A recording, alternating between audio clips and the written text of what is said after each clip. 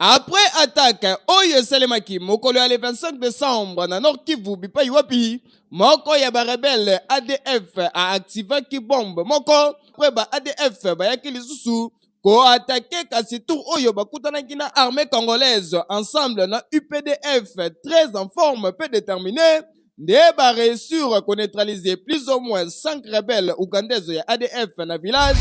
Awa tozali na avenue Toto, na quartier Ngampani na commune ya Kimbantseke. Mosala asalaka ezali nini? Ndenge bozali komona, oyo ezali bikedi, akendaka kosomba yango na marché de la liberté, tope na bawenze ya pembeni, tango ya koyana yango, abwaki yango na mai woso. Esali 2 jours, bondi melangai, awa na avenue Toto, ba jeune garçon, ba jeune fille, ba papa na ba maman, batimbela déjà cop oyo avec 100 francs, 50 francs congolais, oza mobimba.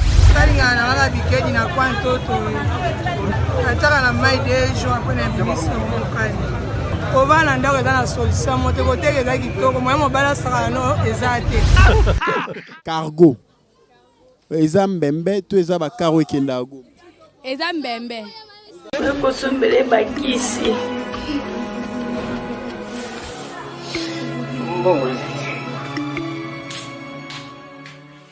Enfin, avec le projet Congo Mokili Mavros, bayeli biso gratuité à santé.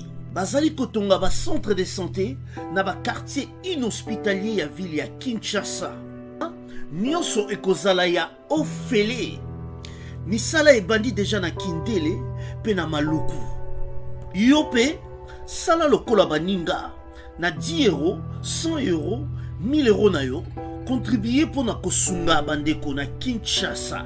Tala na se ya vidéo na description, okomona lien ya cagnotte. Cliquez lien ya cagnotte et kofungole la page oyo. Cliquez na je contribue. Otie montant au kokoka. Ok na mode ya paiement, soit PayPal, to compte bancaire. Congo Mokili avec le projet Mavros, bayeli biso gratuité à 100. Plaisir ya kokuta na bino lisusu mokolo ya lelo. Kinshasa mbote Congo Brazzaville. Merci na confiance. Oyo bozolemba te ya kopesa biso betoile ya communication. Bondi mvukulu na présentation. Nazali na sama makasi ya kote la bino avec un partenaire idéologie. Tika to fungola yango po na koesa bino ke plus de 5 rebelles ADF oyo bazalaki bongo neutralisé lors ya affrontement oyo salamaki mokolo eleki entre armée congolaise pe ba ADF ozo yango na élément au signé Joël Kelo.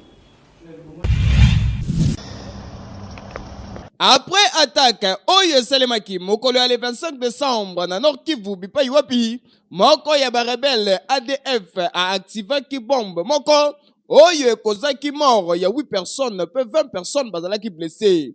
Dès quelques jours après, ba ADF, ba yaki lisusu, ko attaqué Kasitou Oyo, ba kutana kina armée congolaise, ensemble na UPDF, très en forme, peu déterminé. Deba réussir qu'on neutraliser plus ou moins 5 rebelles ougandaises et ADF na village. Yamba Dipe se situé na 30 km ya commande sud-centre. Kaka ndenge bozomo na bazaya kolala boye, bazaya kukufa, bazali parmi ba 5 ADF oyo bazalaki neutralisé. Boyende ezalaka, longonya na armée, bo continuer kaka boye avec détermination ebele, bo si sa ba rebelle oyo. Ezalaka nini? Bango ba bomaka bandeko na biso pe bakimaka kasi tu oyo bango pe bakufi. Général Mogisho commanda ya ba opération ndenge kaka tolobaki lobi bo multiplier encore ba stratégie bo ba rebelle oyo basila ba quitter sol congolaise. Et salami na tongo ya lelo kuna na commune ya Lemba côté ya bypass bakangi muyibi moko ayibi mama batusaki kokamwa tolanda. Tala na Kinshasa oyo likolo ya nzala pe akozanga bondi melanga ekomi kotinda batu basala makambo ebele ya ndenge na ndenge bozali komona bazali kobambola eba mbata boye mwana ya moninga mawate azali nde moyibi. Selon l'information tozaki sur place mwana mobali oyo bozali komona bazali kokoka boye ye akendaki nde koyiba mama ya batu o atekaka tombola tozali awa na bypass na commune ya Lemba. Ezalaki ndenge nini mama yango bandaki koteka tellement mwa kidiba mwana mobali oyo ya tali azimele amoni mama aza kidiba na leka esaki oyo po ezali na mbongo na kati yango ko servir ngai surtout na ba periode ya bonane oyo tango ameki kaka azwa boye nzoka baninja bazalaki pembeni bandaki kolandela mouvement na ye bakangi ye nde bakomi kobeta ye boye intervention ye bato mutema malamu bazangaka te nde bamemi na la police. Ayibisaki ya bilama mama teka ya tombola ayibisaki ya mama teka ya tombola na pembeni. Kinshasa tala ndenge babamboli yo bambata likolo ya koluka koyiba saki ya mama ya batu oyo azalaki koteka tombola okomona pe soki olandeli malamu boye petite chérie nde azalaki kosenga ye mbongo ya bonane tellement azalaki na yango te nde etindi asala biloko ya boye. Kinshasa tokomona makambo boye te. toyebi te soki ezalaka nini awa na ville province ya Kinshasa po degré ba station ekoma kobotama lokola bamayebo intéressé magazine Kin l'artiste pe Julien Ndeko azalaki wana uzobelema o.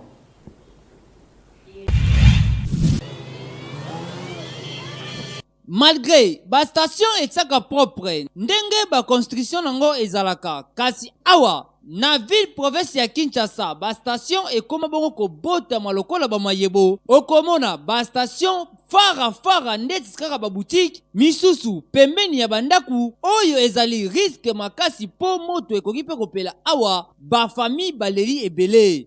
Toyebi te batu oyo batongaka yango soki basalaka nanu ba étude ya millier to basalaka yango kaka na nkopo na kosala ba business na bango. Botala ndeti awa na avenue Mopono na commune ya Kalamu station pembeni ya Wenze. Imagine bana ndenge bayaka koteka awa mwana ngi kaka moto epeli awa lisusu na avenue Ngiringiri nega bozali komona ba tol donc kala mingi te station ezali kobana ba activité sans pourtant kosala étude banda ko ezali wana sima pe école moko ba élève bayaka kozwa cours chaque jour ko kamwa. En tout cas eza normal te po niveau ya ba station pardon degré ezali kobotama ezali même kokamusa biso soko komi na rond-point Victoire 3 stations donc na sima na yango ndaku côté mususu ba salon eza pembeni olongwe wana oke lisusu na Prince Université 4 stations surtout kutu côté ya Bongolo ko kamwa oyo toko interpeller kaka na ministre ya hydrocarbures mona déjà loin po mokolo mususu tokolamuka tomoni soza comme babuki yango pe basale yango station ko kamwa yanga kutu nini yebela. Na $1900 ya pamba okei kotanga na mboka ya Chypre. Sala confiance na ba cyber café Eric Travel, Pierrot Ebende pesa ba détail.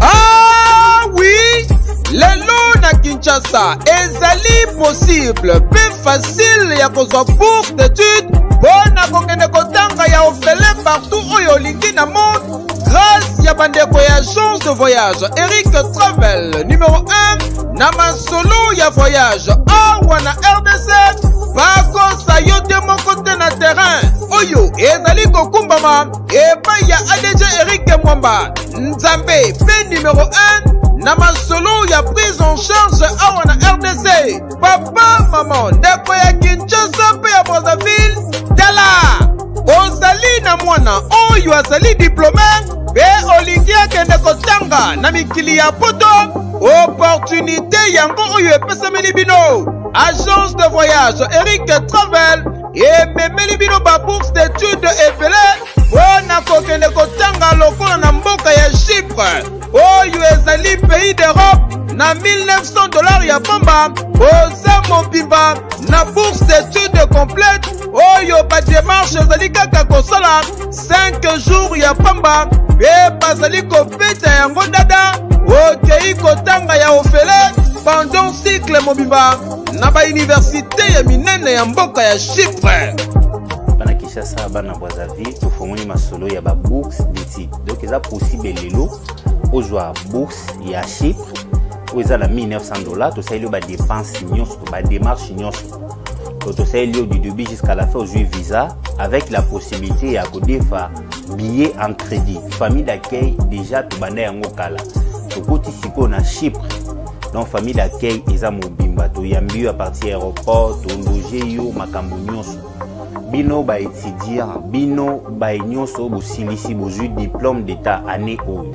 Et à ne pas oublier, bino bato boza difficulté à passeport. Tolobaki yango déjà depuis 2019. Donc il est possible na bagence Eric Travel nyonso na basibe café Eric ozwa passeport ya nyongo. Au fouti $50 to saili au passeport ou etikali o pesa yango maleme surtout bino pe bato bo reba ko beta développer. Donc boya déjà ko defa passeport pour bo profiter na ba offre oyo. Donc toza wana pona ko servir bino. Okanisi esili ba bourse d'études ezalipe pona bamboka ya Canada, États-Unis d'Amérique, na France, na Tunisie, pe na bamboka misusu oza mobimba na prima ngondo.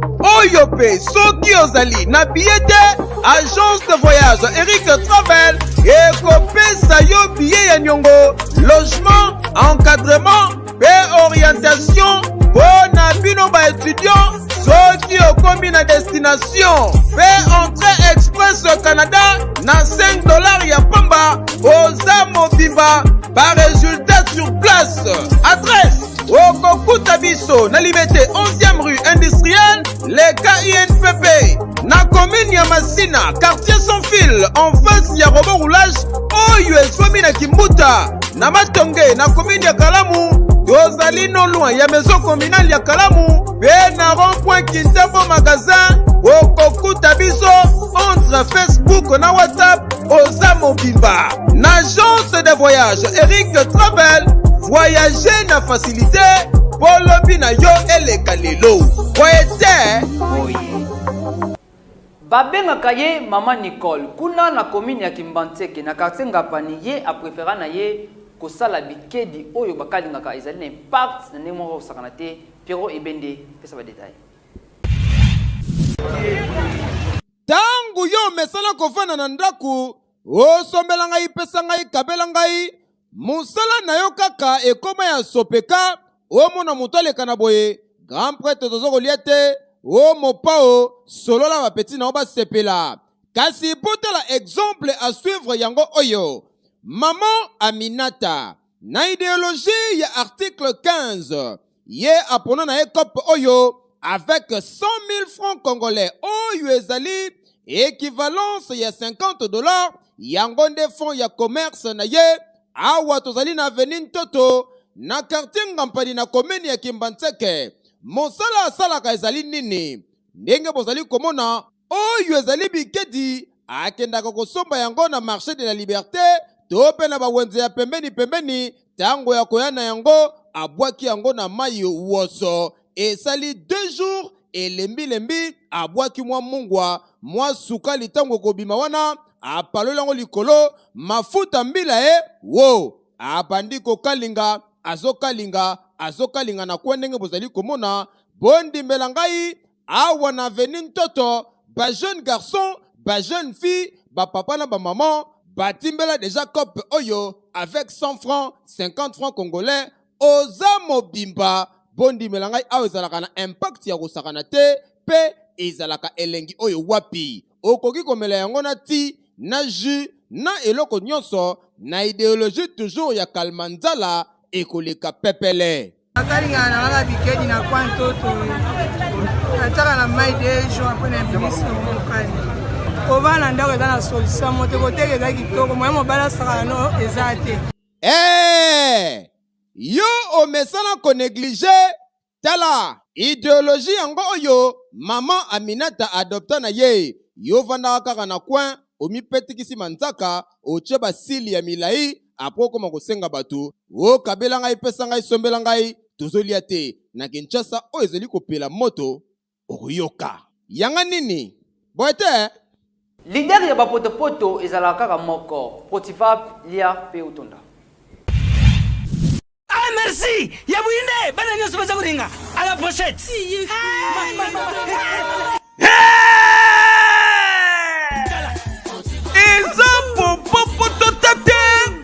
Kasi ezali de véritable prototype potopoto ya bana mboka. Ndeko soki olingi mwana na yo akoma na sante kitaka ata na kinchwekina lesa ye prototype akozala lokola baoyo. Tala tika koluka batata mwasi bandoki lesaka mwana na yo prototype ezali kotekama partout na bawenze baboutique baalimentation Kinshasa mpe Congo mobimba bayebi deja prototype luka ozwa yango na moins cher ya kosakana te mpo na bolamu ya bana. Buzala kwerme prototype etonda na protéine et énergie ata na kinchwekina meka makusa prototype potopoto kitoko mpo na babebe pro.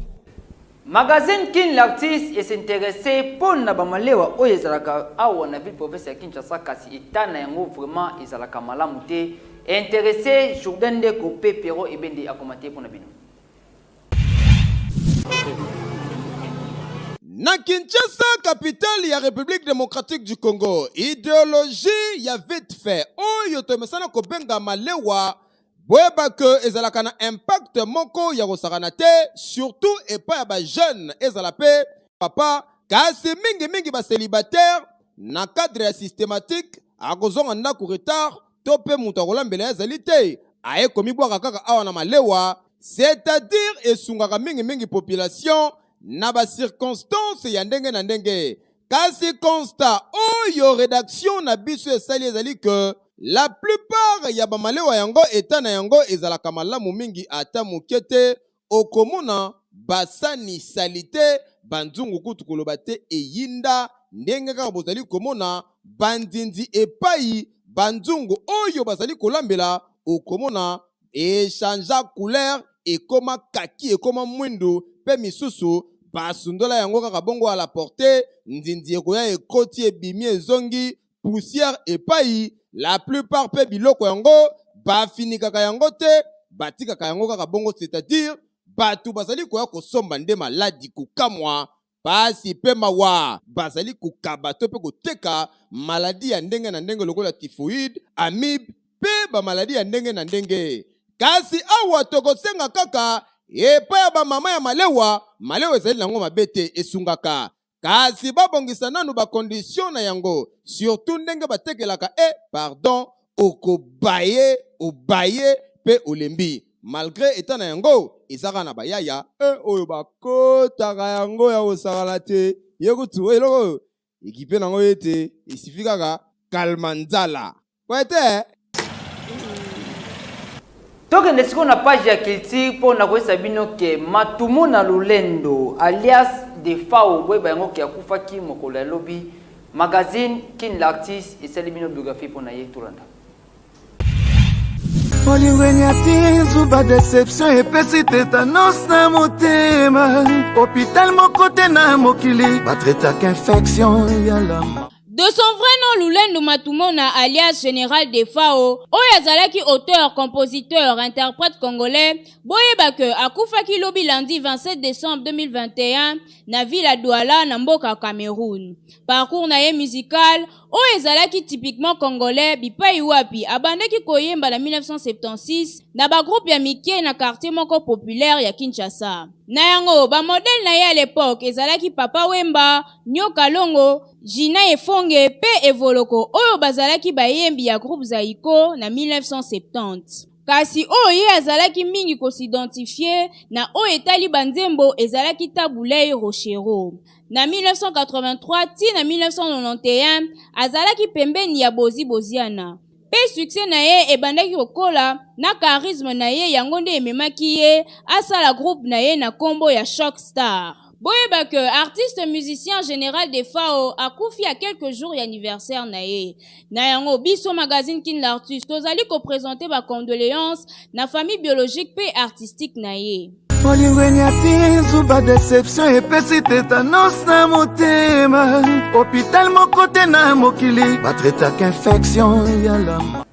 Tokende siko na religion po na koyesa bino ke kids communautaire moko esalamaki na église Shekina po na clôturer année 2021 en beauté. Victor Jonathan Soukami azalaki wana pe Pierrot Ebende apesi commentaire.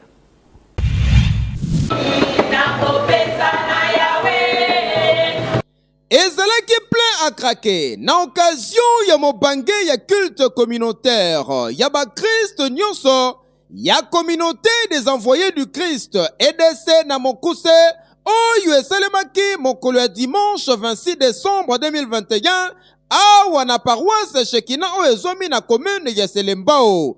Nyonso oyo ezalaki na cadre ya clôture ya fin ya année 2021 ndenge kaka ezalaka d'habitude na kati ya communauté na bango. Lokola babandaki ya ne elongo na nkolo ebongaki mpe basukisa yango elongo na ye. Modération esalemaki mpe louange na prière ya kafu ndenge kaka bozali komona bato bazali kopumbuka. Après yango boyeba ke orateur azwaki maloba évangéliste Mvolo lui l'homme de la parole profonde bipai wapi mateya na ye vandaki na mokanda ya Deutéronome 12 kobana na premier verset kino na 12 oyo thème ezalaki mais vous traversez le Jourdain tope vous passerez le Jourdain.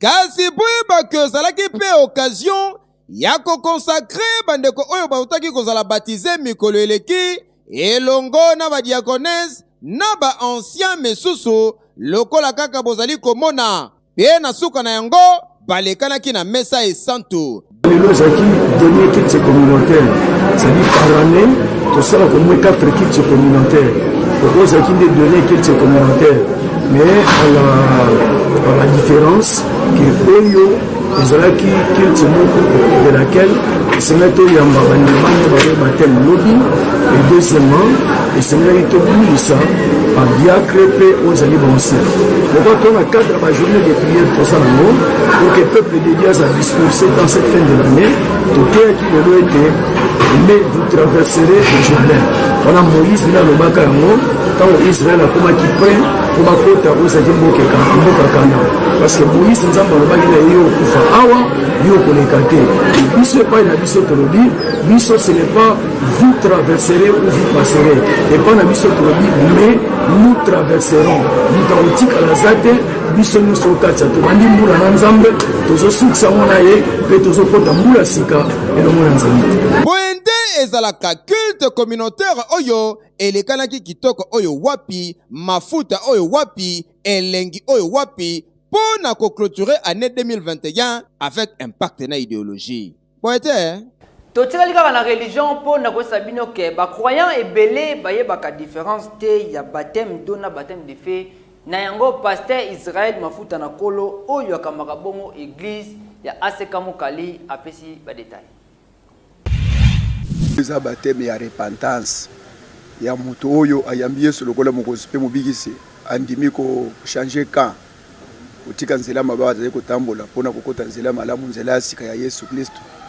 Baptême do bapesaka yango bana mike te parce que eza baptême ya conscience ya moto oyo amoni keno banzela mabe ezofuta te moto oyo abaye mabe atrouve keno atika mabe mpo abanda vie ya sika na Jésus nde moto wana bapesaka baptême ya mai.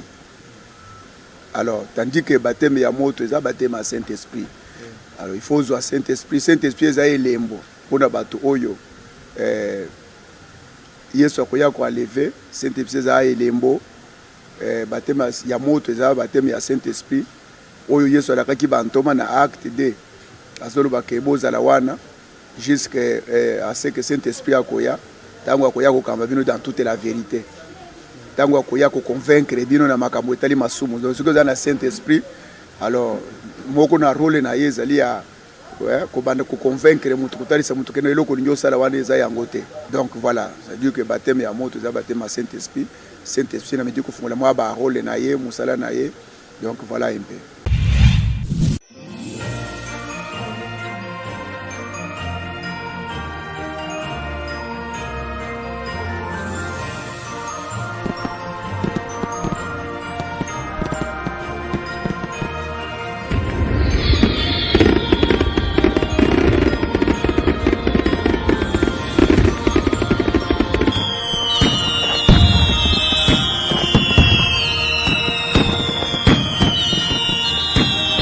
Ouais, bonjour à tous. Bonjour, c'est bien beau Alpha Molenda, lumière de la presse congolaise depuis Europe. J'apprécie la meilleure vie, Bondu Foukou. Yeyo, maître de l'air, maître Bondu Foukou. Pourquoi pas na maman Abotanga Chantal Malingo. J'apprécie la meilleure vie, na Général Etumba, tout en Kamou, double revolver. J'apprécie la meilleure vie, na Jemima Mengi Molenda. Talara mon bébé. Gros bisous. J'apprécie la meilleure vie, na bébé na Nyoso, la joie Molenda, Grâce Molenda, Laricia Molenda, Lumière Molenda, et puis Andrea Molenda. Pourquoi pas? J'apprécie ça. La meilleure vie, na Chekina Mawete. De gros bisous à vous, nos forts, mes amis. Ma meilleure vie, na gloire, Siloa, Godi Topa, Godi Kabuta, depuis la Turquie. Donc vous êtes tellement belé. Donc, nous avons bien tout, mais sinon, la bino, ma meilleure vie, na bino, ma meilleure vie. Ngamulanzi na bino, Chako, Taina, na sepelaka na émission na bino, na ye kopesa meilleure vie na ngai na famille mobimba Chako, na pesi meilleure vie na ngai na papa chéri Chako, na pesi meilleure vie na ngai na maman chéri Maïlou, na pesi meilleure vie na famille Maïlou, na pesi meilleure vie na ngai na Lisée Chako, meilleure vie na ngai na leki na ngai Johnny Chako, meilleure vie na ngai na lipasa Omba Chako, meilleure vie na ngai moko, meilleure vie na ngai na famille Otudi. Moi c'est DJ H quoi. Afin la commune c'est la pesi maman la nga bijou ba mbojoana, papa la nga mboso joana, la pesi ba masala nga tout. Jogo Chago, Jogo Nema, Okendi, la pesi bino ba joana wale musika bozali kitoko ya trop. Wo kitoko check. Kombo na plus Kamunatika. Depuis Brazzaville, na souhaite meilleure vie na la famille tout Mulatika. Papa nanga Mulatika Kelly, ya nanga Olga Msieta. Msieta pesi wa mbote ba meilleure vie ska bazali. La pesi pele ki nanga Gloria, ba meilleure vie depuis Tunisie. Ange, ba meilleure vie na bino vraiment, na souhaite bino année 2022 l'année moko ya bénédiction, année moko za bikamwa. On tamba sala kiti to asina 2022 tamba sala ya kukamwa. Salut la famille, j'espère que vous allez bien. Et c'est Raymond Jay, que vous connaissez. J'aimerais souhaiter les meilleurs vœux à ma famille Boto, famille Yoma, Ona Boto, Blozi Boto, Presline Boto, et à mon papa Vincent Boto, et à ma maman Yoma, ma maman chérie. Et à toutes mes connaissances, Michino Yaoui, James Bapamba, Simon Katumba SK13, Alec Kabouya, Abiandro Amalachi, Fanel Boka, et à mon ami Drone, salut Phil, à toute la famille Movie Channel, meilleur vœu à vous, mon vieux Pierrot et Bende, que je ne peux jamais oublier, à Adégéric Mamba, le boss Adégéric Mamba, c'est de la part de ton artiste Romain J'ai en fait. Ouais, meilleur vœu à tout le monde. Bozo zelango makasi rubrique oyo ekangi Kinshasa ici tout le monde bulu yeke kasi mutu na letu minini tolanda eloko eza nango te bulu yekende kindoki kati na nkolo mbote na bino bato nyonso mozolanda ngai kombo na nga Fradinga Ngufugu bameilleur vie na bino nyonso mpona mbula esika oyo tolingi kobanda na ye na mutuna na ngai moko na konti ya bulu yeki mutuna na ngai ezali oyo cargo eza mutuka oyo ekendaka Goma to eza Mbembe. Cargo ezali Mbembe to eza bakaro ekendaka Cargo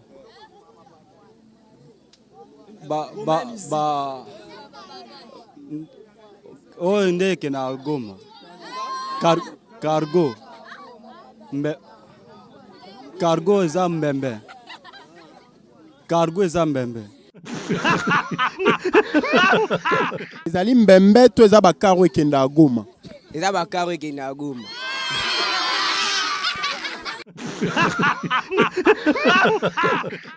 Te Mbembe eza cargo. Cargo eza tokoloba ba avion emema ba colis nde yango eza cargo. Ou soit mituka o ezaka net na ba conteneur emema ba colis nde yango ya cargo. cargo et autres mots cargaison. Et ça le quoi donc balo marchandise va tirer na kata nini moko boye na kata conteneur réseau kende la cargo eza mbembe tu eza ba cargo kenda go ba mbinjo mindele bakenda nini olobi ba mbinjo mindele cargo eza mbembe tu eza ba cargo kenda go eza mbembe mbembe Odete mbembe sindeni eza ba car o ekenda goma to eza mbembe te cargo eza ba car o ekenda goma yango nde babenga cargo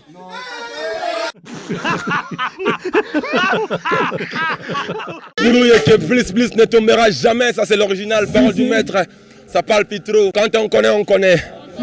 Et quand on ne connaît pas, on apprend, parole du jeune maître. Boseki makasi pe bokangi bapanzi, kasi tant bosekaka, tu es sakabino toujours ya kozoka kaye pe stylo pour na connoter ba bonne réponse. Bosimba pe boyebake cargo ezali nde moyen de transport oyebe makabongo ba marchandise ya mwana la français ba bengaka cargo. Ngai na komi na suka kasi tozali na ba page rose awa.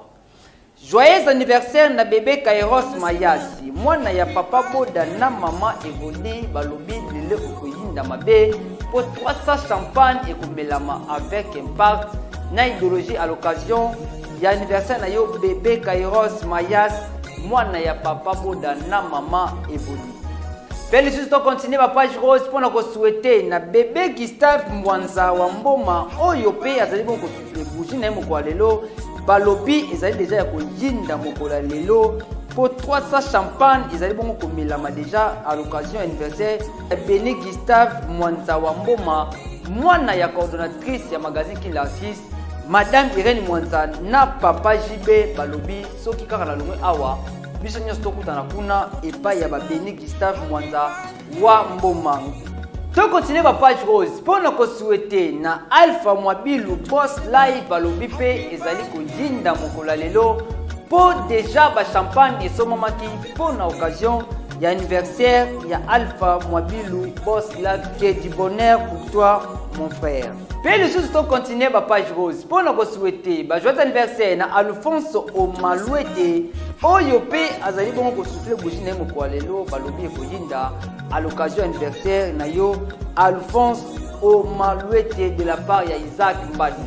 Donc continuez ma page rose pour nous souhaiter joyeux anniversaire na Béatrice Yav mwasi kitoko o bozali komona azali bon ko souffler bougie na ye mokola lelo que du bonheur prospérité et landa yo epasse ezali tika ete nzambe abakisa na oyo ezangaki awa nde na komi na suka ya présentation ya magazine Kin l'artiste oyo ezali bongo présenté epai yanga moko bondi bukulu chef terre na sima caméra tozaki bongo na Jourdain Ndeko édition esimamaki bongo kitoko epai ya Christavi Lutadila assisté epai ya Joël Kelo montage epai ya Isaac Mbadu ngana bino tokutani mikulu ezali koya kasi Alpha Molenda depuis Europe alingaka boye posala mama neloko te